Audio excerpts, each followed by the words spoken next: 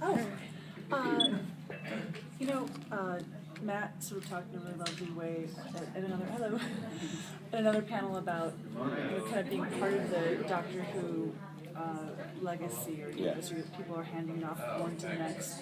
And I know you're still with the franchise, but like what do you want to impart to it? Like, what's going to be your legacy or your impact? What the legacy would be? Just that it's still on television, I think. I don't know. I've always asked that question, especially when you're taking it over and you're aging in the role. But the truth is, I just want it to be good. And to be Doctor Who, I don't think anyone, including me, gives a damn about what my impact on it is. It's important that it's Doctor Who, not that it's my Doctor Who. So, this will be, once the regeneration happens, it'll be your third Doctor, basically, that you've created. No, it won't be my second. Well, you've added John Hurt. Oh, okay, all right. That's 3. It counts. So, what is the process of creating a new Doctor for you? What do you go through? Does the actor choose the personality when you choose the actor? It is the actor. The Doctor, on paper, to a greater extent than people realise, he's just the same all the time. With one or two catchphrases here and there that happen to evolve, you write the Doctor the same, and you give it to hopefully a brilliant actor. And they take it in their direction. I remember when I was casting Matt, I got hold of one of the scripts of the first season of Tom Baker, and I was looking at it thinking it's exactly the same. It's exactly the same part. It's just that he was played by Tom Baker. Tom Baker makes it different. Matt Smith makes it different. So it's driven by that. Really, the important thing is that you believe it's the same person that is inside you, rather than that you're creating a different character. He's not a different character. He's exactly the same person, but he's changed his face, and therefore his personality a bit. But then your personality changes when you put on a different jacket, doesn't it? So imagine putting on a different body. What would you say is the secret ingredient that you're looking for as you're trying to cast the new actor for the role? A star. Just being a star. It's a star part.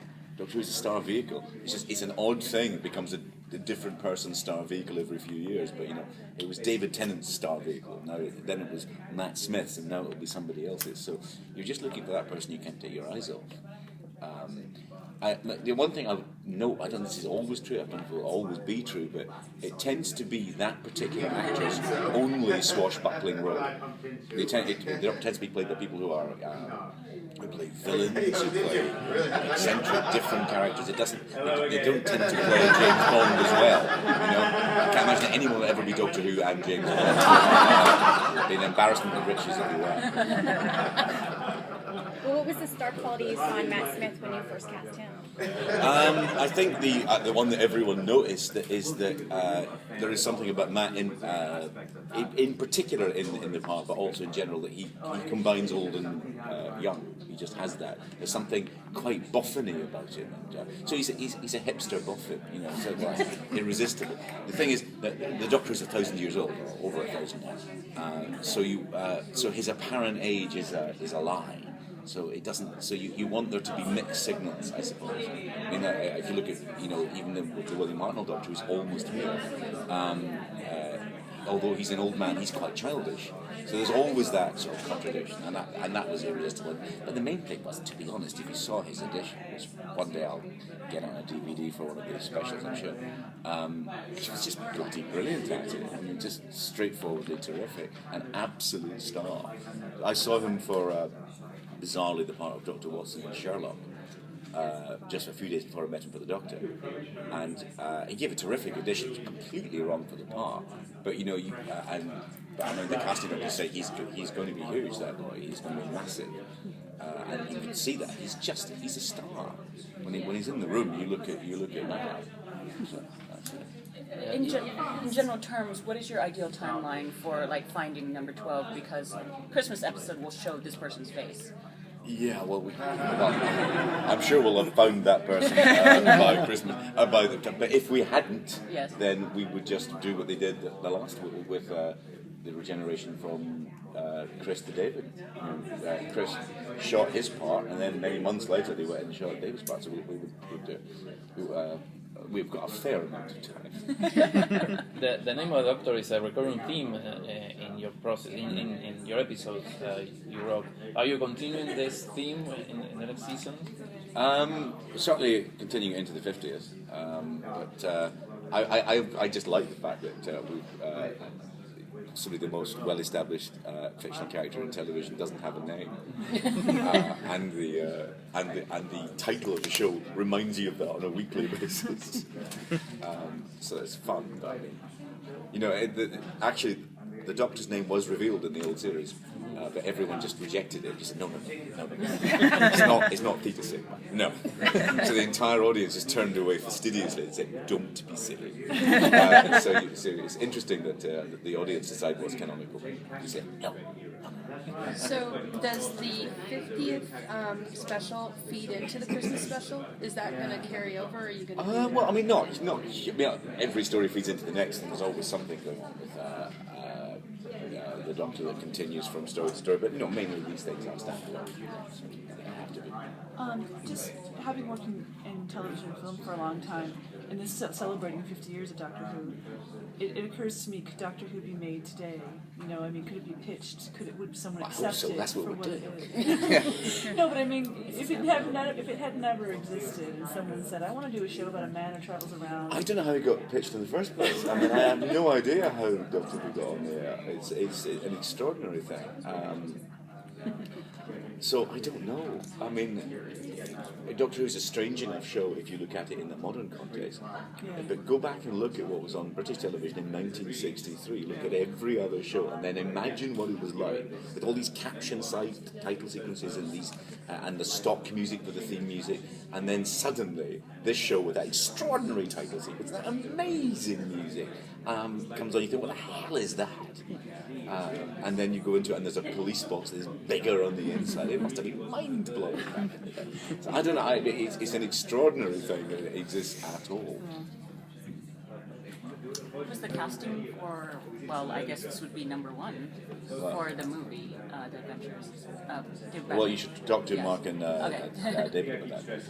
How far in the process are you writing the next season? Do you already know, or are you just like? Scripts are coming in. I haven't got to it yet because I'm still killing off Matt. But we've started. We know what the story is. We know the arc and all that. So yeah, it's begun. With the timey-wimey aspects of how the show is produced and all the other parts of it out there. I like that I invented that. the comic books and things. I've actually talked to some of the comic book artists and writers, and they said this horrifying thing to me. They said that we get the look of the Doctor. We're told this is who's going to be playing him before it even airs on the air, that they even get to see anything. So they have to start drawing. How is that to happen? We have to have meetings as well. Right. How is that the process in terms of time and what you have to go through for that in production? How difficult? Well, it's kind of okay because you know what the Doctor's going to be. You always know what the Doctor's going to be. He's sort of the same from actor to actor. Right. So you and at the beginning you keep it simple, and that's what I always say to any character is keep it simple at the beginning. Don't give them a list of attributes because nobody you've ever met has a list of attributes.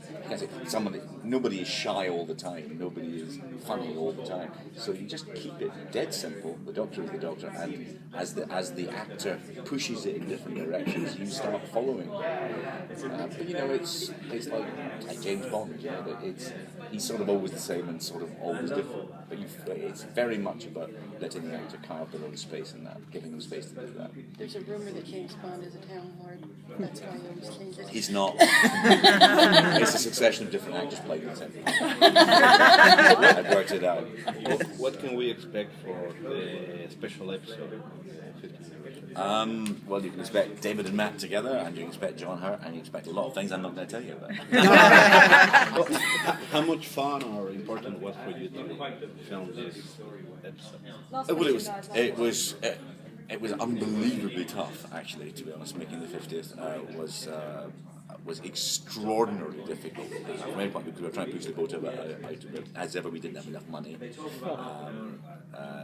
we're making a feature-length Doctor Who on the schedule and budget for an hour, and we're doing it in 3D with the budget for 2D. As ever with Doctor Who, we just don't have enough money. But you will not see that on screen. It looks amazing. It looks amazing. But it was extra pressure because it's the anniversary. You have to give the fans. You have to give history. Well, it's always pressure in Doctor Who. It really is. I'm always wary of the episodes where you announce in advance, this is a very important episode. Because it's up to the audience whether it's a very important episode. Blink, which is one I wrote for many years ago for David Tennant, has become my calling card. That was a filler episode, right? To get around a scheduling problem. So you can't. I'm very wary of saying, this one is really good in advance. I think it's a lot of fun, and I think you'll see some stuff that you haven't seen before, and you'll see it in 3 dimensions, if you don't mind the headache and the glasses. But, Thank you.